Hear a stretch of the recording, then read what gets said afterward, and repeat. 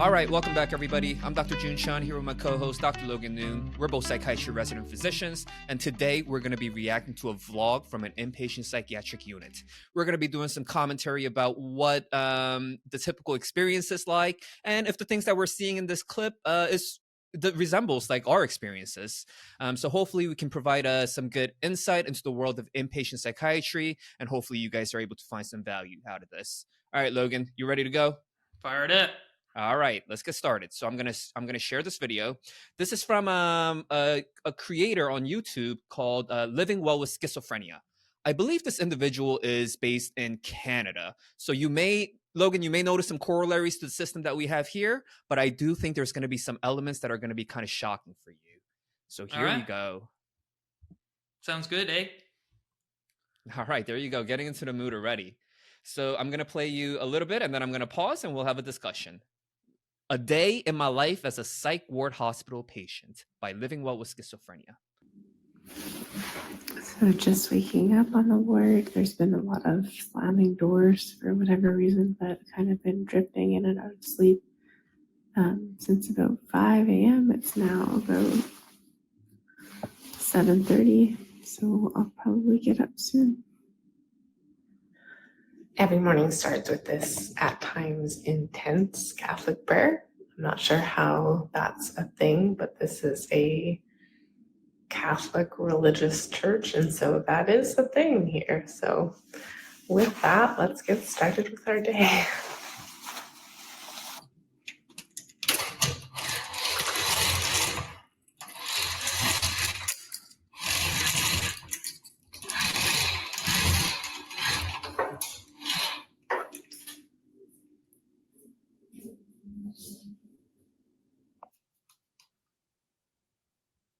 For many of my other psych ward stays, it has been involuntary, and so I've been taken to the hospital kind of against my will or without me planning for it. And so I haven't had, toiletries and changes of clothes and stuff. And so that's kind of a nice part about this time is I got to plan ahead a little bit more and bring things that would help make the stay feel just a little bit more comfortable. All right, Logan. So that was about a minute and a half. What are your first impressions? What sticks out to you? Right. And I guess if you're just an audio listener, what Joon just kind of showed me was like these rooms that first thing that jumps out to me is like, I always find it very funny that in these psych facilities that we're supposedly treating these people that are really having emotional problems, the lack of art and stimulation on the walls at most of them. I feel like most of these facilities, you just find like these bland walls, like a gray color, the most like depressing appearance place. I've never understood how like an architect didn't come in or an interior designer and be like, hey, look, like I have some ideas. It's always been so odd to me that, that facility looks very similar to many different mental health facilities I've seen over the years. I would be curious if it had the same kind of things that we find a lot in psych wards. And what I mean by that is like these weird doorknobs that exist for a reason because people have found a way to hurt themselves by hanging from that doorknob, right? Or these certain type of doors that need to be cut at a 45-degree angle for similar reasons. It's just an unfortunate reality. I think sometimes it does get a little out of hand and leads to the exorbitant amount of cost it takes to build new mental health facilities, but I won't distract that with that part of this conversation. Yeah, there's certainly a lot of challenges in figuring out how to safely and effectively design one of these mental health units, right? And I think one of the biggest challenges that we face as psychiatry resident physicians is that there's no standardizations of how these inpatient facilities are built across the nation. Right. So, I mean, we see this example right now, but I don't, is that really representative of every single inpatient psychiatric unit out there? I would say no. I mean, my first impressions was that it actually looks like a very, very nice psychiatric inpatient unit. I feel like the ones that I've, come in contact with in the past have been much more bare bones. One of the things that really stuck out to me was the fact that she had I don't know if you noticed, but she was wearing her ring and she also had on a watch. Yes. So like this is a facility that allows you to have your personal belongings apparently. And my experiences have been that a vast majority, the minute you step into one of these facilities, right, that humanity is taken away from you. You have to hand over all your stuff. You have to give your phone. I don't know how this lady was able to use a camera in there. Maybe it's a difference of a hospital policy. But at least the Right. units that I've had exposure Thankfully, to, that is she like only filmed herself, right? right. But you know, I guess from the hospital's perspective, all it takes is one incident, right, where you know a person has a camera, they record somebody else, and it's a whole HIPAA violation. So Right. my first immediate reaction was like, boy, am I surprised to see a camera in there. I can't believe she pulled that off. And two, I really love But maybe seeing she that. didn't have to actually pull off anything. Maybe it is actually just a permitted item at that Right, facility, right. right? But You what is know? leading to these differences, right? Because Mhm. I mean, like access to cell phones, right? We're gonna assume that this, you know, is 2023. This person's recording off of a smartphone, and because it's 2023 and we have such an intimate relationship with our cell phones, right? The fact that, you know, whether or not you're able to keep your phone during the length of your stay can have a significant impact on your mental health. And Logan, you and I have been in many situations where a patient comes to the hospital and because of blanket, you know, psychiatric policies, immediately they're removed from their personal clothing. They're given hospital paper scrubs. Cell phones are taken away. All their means of contacting the outside world is significantly limited. The watch and the ring, of course, that's going to go. It's going to be placed into a cubby and that the patient gets back at the end of their stays. So that was like the one major thing that stood out to me and the reason why I wanted to show you that little segment. What kind of thought process is going into planning out these mental health facilities and some of the policies that we implement within them? Is it specifically geared towards patient safety? Is it specifically geared towards reduction of hospital liability? Arguably, both of those things are very important in designing a system that can perpetuate and help many people for decades and decades to come. But is the balance too far in one way or the other? That's an interesting question that we have. Right. Logan, And I'm gonna. I wonder also, you know, like, because this did appear to be in Canada, eh? You know, in the world of here in America, where we live by lawyers, right? How many businesses in general just operate based on whether they fear they're going to get sued or not for some kind of thing? And so I wonder if American psychiatric facilities are heavily influenced in this way, right? That we don't allow cell phones because we fear whatever liability might have happened, or maybe there are significant cases that have occurred that I am, you know, ignorant to. I do acknowledge that.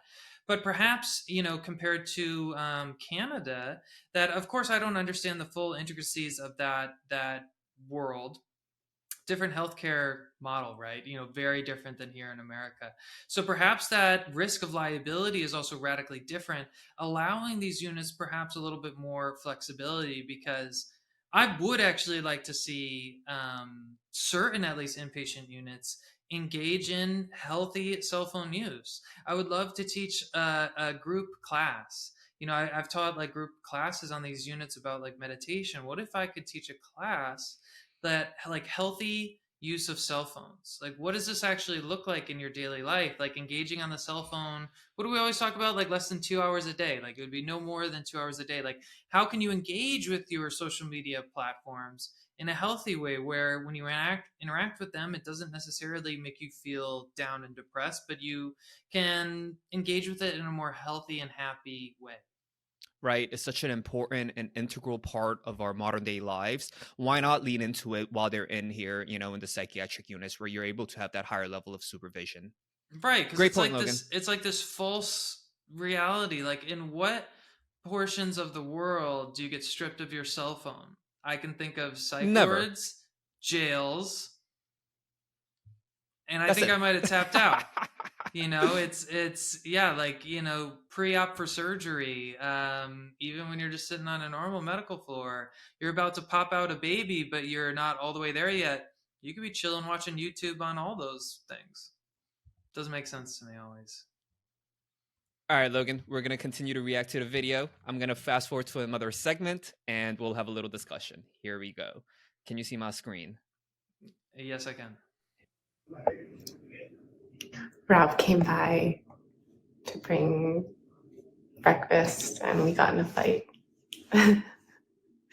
Because the reality is that This is very, very difficult, and Rob is the closest person to me, and so there's a lot of feelings to navigate and a lot of tough shit to navigate. And so we had a fight and we hugged it out, and now we're going to eat our Tim Hortons. Thanks for being here, Rob. All right. So I showed you that clip because I wanted to highlight the importance of having a support system, especially when we're talking about very serious mental illness, such as schizophrenia in this case. That support system is going to be huge in terms of the long-term projected outcome. Is that a statement you would agree with, Dr. Noone? I do. Look, I was on an inpatient unit in Torrington, Connecticut, and I can't tell you really much about it. I think that there's, in a sense, like when you're going through a manic episode, I almost had a hard time remembering certain things. Maybe if that was because of insomnia during that time period, or maybe perhaps, my brain was just so overly stimulated. But, there's definitely certain things I can remember. It wasn't the most pleasurable experience I've ever had, but I do remember I attended a lot of the groups when I was in that inpatient unit. And that's when I finally started to realize, like, oh, wow, like I'm not this weird freak of nature that has manic episodes. Manic episode. There are other individuals in this world who experience similar things, and not everybody was there for a manic episode. I'm not saying that, but I do remember meeting other people who maybe this wasn't their first hospital admission. Maybe they had been a few times. I do remember meeting even like people who I looked at as like kind of professionals in this society who did have to go to the psych wards for various reasons. And so having that camaraderie, I feel like one of the most healing experiences of that psych ward was actually the meals. And this is kind of funny. Sorry, I haven't told this actually too much before. So like when you're manic, you have an excess amount of energy without the need to sleep, and also I would argue the need to eat. I was barely eating during this time period. I was like so just revving a million miles an hour. When I got to the hospital, it wasn't even from the medicine. They did actually put me on Abilify first, but come on, we can't say a difference in appetite happens after like 2 or 3 doses, right? I remember just eating so much, maybe just because I was like recovering from that manic episode in a sense, and arguably I was bored. But I remember we'd be sitting at the meals, like asking for seconds and like fucking sneaking desserts like we were 5th graders and shit. But it was like that camaraderie of just like engaging in conversation with these individuals who I probably wouldn't have never engaged with in my normal, at that time, college life. So I agree with you. I think camaraderie offers perhaps more healing than anything Ian you could ever offer the patient. I don't know if that's always true, but certainly in certain situations, there's no side effects to camaraderie, right? But I am glad you brought up this clip. It made me very uncomfortable that no longer this video just involved one person. And I understand that person might consent to allow you to use them in your video, but what if this is the patient's significant other. Oh. If that makes a difference. Okay, it does. I did love that. But I did love that bit about the camaraderie. Yeah, okay, I did love that bit about the camaraderie because, I mean, Logan, you and I have both heard that many times, right? That feeling of being alone, that feeling of feeling like you're the only one dealing with whatever that you are going through. And, you end up in these psychiatric inpatient facilities, there's group sessions going on, and you get to kind of get a glimpse into the lives of other people. And like you mentioned, Logan, sometimes these are people that, on the outside looking in, it seems like they have everything put together, right? They have a nice paying job, wonderful family, but once you get to hear their stories, you can start to see like the cracks in their armor. And I think that can be very comforting for a lot of individuals out there, because we do live in a world of social media, external appearances, and all these constant comparisons. So to know that your experiences are within a normal range of experiences that's out there in this world, it can be very, very comforting. But when it comes to family, right, I think that's especially more important, because what do we see so much of, Logan? The patients that are the most challenging, right? Patients with a lot of social issues, patients that no matter how many times you stabilize and discharge them, they're always coming back and back and back. One of the common threads that I see for these group of people is the fact that they have really poor social support out in the community. They're their mental illness has been so severe that they've burned all their bridges with their parents, with their siblings, all their friends, and all the people in their lives that were trying to look out for their best interests. And it's gotten to the point where even those individuals are like, whatever, I don't want any part of this. Please just take them to the hospital and let the hospital deal with it, right? When you lose that group of people that are in your corner for you to that degree, it can have a very detrimental effect on you. And it's heartbreaking because I mean, at this point, I can almost predict the patients that are going to be constantly in and out of the system, right? And social support, the lack of social support, is a big component of that. Yeah. Yeah, and I would also add to that, I'm not going to get into any specifics here, but look, I think individuals with severe mental illness, as we say, SMI, we always say for short, severe mental illness. I really wonder if it's sometimes even capable for all of these individuals to really engage in a successful way in building that camaraderie out in the community. I have been aware and even arguably part of certain programs that, want to really strive to help people engage in the community in a successful way and perhaps stay on medication and engage with a therapist. And at the end of the day, most of their day is spent alone. Perhaps they live on a social security income disability check. I feel like a lot of these individuals perhaps engage in what I would say is an excessive amount of like video games or maybe Netflix watching, and most importantly, all alone. I would advocate that. I wonder if, communities, in a sense, like retirement facilities, but for these people with serious mental illness, could engage in a better actually camaraderie environment, like building that camaraderie environment where you would live close to other individuals with serious mental illness, hopefully be able to engage in that kind of camaraderie building in a more organic fashion. And then, of course, easier access to mental health providers if it's all in one centralized location. So, look, I am kind of advocating for more inpatient hospitals, but I also think we should have more inpatient hospitals, partial hospitalization programs, perhaps like shared housing units. I don't know. I'll I stop agree. rambling. We need more funding. We need more funding. There's a severe lack of resources out there. Anybody that's had any kind of encounter with the mental health system here in the United States can agree with that statement. These wait times can be extremely long, frustrating, and unfortunately, many of the times when they even get that placement, it's not necessarily the best for what they were seeking. So we need more resources out there that are more specific to the individual's unique needs. That's the challenge that we're running into as psychiatry trainees in this current medical landscape. Logan, I have one final clip for you. All right, here we go. The care team here so far, they've been really, really good. And especially it being a Monday now, the weekend was a little rough with kind of no one and nothing going on, but there's more happening right now. And I feel like perhaps care is progressing in a better way.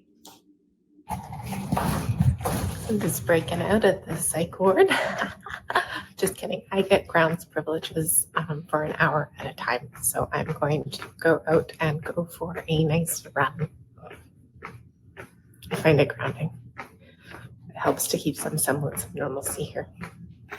So I've been training for a marathon that's actually this Sunday. So that's probably not going to happen. Bummer. I'm not sure if I'm even going to be out of the hospital, never mind able to run, because it feels significantly harder to run on all the antipsychotics that I'm on right now.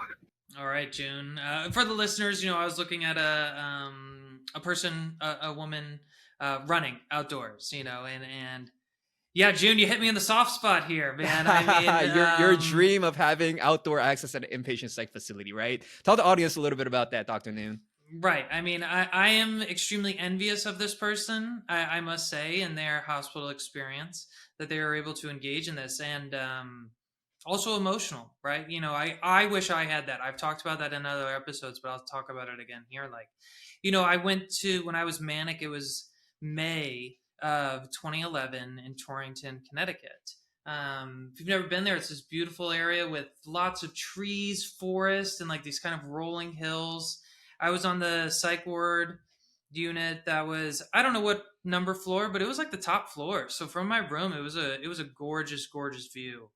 And I begged my mental health team to like allow me to go for a walk just like that because I thought it would be so therapeutic, and it would have been. It fucking would have been. I think we need to be able to engage with our patients a little bit more in this way. I think they would be more willing to engage with treatment. I think we could look outside of, just the pharmaceutical realm, but outside of even just that, outside of, oh, you're getting better with therapy. It's like, well, perhaps you can get better with your own 2 feet, going on a walk outside. And like you were talking about that other clip we did, noticing the beauty around you. That can be so therapeutic if you do it with intention. And so I hope that we can instill, what did she said? I have like an hour pass outside or something where I can sign myself out, and perhaps yes, if you run away, there are consequences. I don't know exactly what that would mean. I would be curious what that would mean if that she didn't come back. But that's a beautiful model, and something I want to advocate for and really emulate here for where I practice. Yeah, first time I've ever seen something like that in a psych facility, at least a short-term psych facilities. Um, Yeah, man. I don't know which hospital this person is filming out of, but certainly there are many aspects of it that I'm very envious for, that I wish that I can offer to many of the patients that I take care of. And again, this comes back to the fact that there's no standardization of what is an acceptable policy at inpatient psych units, right? It's just facility dependent. And we can certainly guess that there's a handful of facilities out there where if you're hospitalized there, you're not getting any outside time during your entire stay. And you can imagine, right? Not only do you not get to go outside, but you lose your phone, you get all your clothes taken Or away. oh, we let you go outside, but we don't have enough staffing to do it today, so tough shit. Right. And I mean, I think we can all agree that does, at least on the surface, sound very counter-therapeutic, right? Very Who much. can achieve to obtain great mental health in an environment where where if you want to step out, you're basically told no, you can't. It Right. seems counterproductive. Logan, another thing that stood out to me is, did you catch that comment that she made about the weekend? I was confused. Was she discharging on the Friday or like discharging Yeah, and then so coming so in back the on beginning, Monday? she said there was she made a comment about she thinks her clinical team is doing a great job. She's thankful that it's Monday because there was nothing really going on over the weekend. And Mm. I'll say I've seen that kind of a policy in many of the facilities I've come in contact with, and it drives me nuts. Yeah. Look, patient care doesn't stop just because it's Saturday or Sunday, right? And we know that because like we don't empty these units, right? There's patients that are continue to be hospitalized over the weekends. Yet, what's happening, at least in my experience, is that a lot of the staff, like they don't work the weekends, so you have a new team of staff that covers the team that covers Saturday and a new team that covers Sunday. So it's a lot of disjointed care, and you don't have as much therapy going on over the weekends. There's just not many activities going on Yeah. over the weekends. So what does that mean? No activities going on, no cell phone access. You can't go outside as much as you'd like in certain places. So I don't know. I think that just it's a very challenging environment to be in those circumstances. And again, I wish there was a policy that said, regardless of if it's a Saturday or a Sunday or a Monday, there needs to be at least X amount of activities offered across the country, across all inpatient Hmm. psychiatric units. And I wonder what that would do for the mental health of our country. What are your thoughts, Logan? Yeah, I mean it's that whole like concept of quality of care, right? It's I try to see it from the hospital's perspective. Like I understand that there's only enough revenue and to pay workers to be there during certain times. But yeah, I have seen that in a multitude of units that, there is just less, it seems like in a sense, sometimes therapeutic offerings on weekends. And this isn't just universal, I feel like, to the world of psychiatry either, right? I've even seen this in other aspects of medicine. Perhaps it's unfortunate. And I think that the patients engaging in these services need to demand a higher quality. And that's really perhaps the argument for a more free market approach to healthcare. Being able to engage in different healthcare options and healthcare models, um, produces innovation, I think, right? Like that kind of competition. But all that being said, I don't think we live in a free market model right now here in America, right? Like if we did, you could have, hey, I had a very shitty experience at Clinic A. There was nothing really to do on that inpatient unit on weekends. I'm trying to transfer over to Clinic B because I hear that they have better facilities. I'm engaged in what their philosophy is. That's not how it works. Oh, there's an insurance how company often won't does that approve. happen? Like, never. Insurance companies don't approve lateral transfers. You got to be kidding me, sir. So we do not live in a free market healthcare system. So I think there really needs to be elements in a sense of socialized care and perhaps socialized per capita dollar for healthcare spending. But I do wish the consumer could actually engage in kind of some a little bit more choices that, hey, look, if there's not a lot going on this weekend, why should I even be here? Right. I think It's a complicated system, Logan. I think it's a fair question. Absolutely. It's a very complicated system with a lot of moving parts. Imperfect system comprised of imperfect individuals. But hey, it's the best that we've got. And it also is a system that does provide a tremendous service to our society, that does help a lot of people that's in a unique time of crisis in their lives. So yeah, hopefully conversations like this can contribute to hopefully making the system a little bit better, because as good as it is right now, there certainly is a room for improvement, just like with anything else in life. And Dr. Logan Noone, let's leave it there. Thanks for chatting with me. Everybody, thanks for tuning in, and we'll catch you guys in the next one. If you made it this far, buy my book. That's right there. We all have something available on Amazon.